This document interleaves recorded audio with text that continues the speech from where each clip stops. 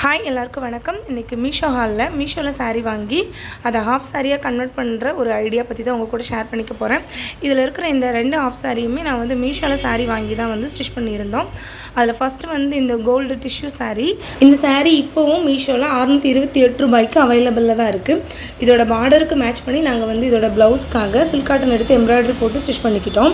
இதில் வர இந்த தாவணிக்கும் நாங்கள் மீஷோலேயே எடுத்து அதில் வந்து ஓரத்தில் லேஸ் வச்சு தைச்சு கம்ப்ளீட் பண்ணியிருந்தோம். இதோட ஓவரால் லுக் வந்து சீரியஸ்லி சூப்பராக இருந்துச்சு. குவாலிட்டி வைஸும் ரொம்பவே நல்லா இருந்துச்சு.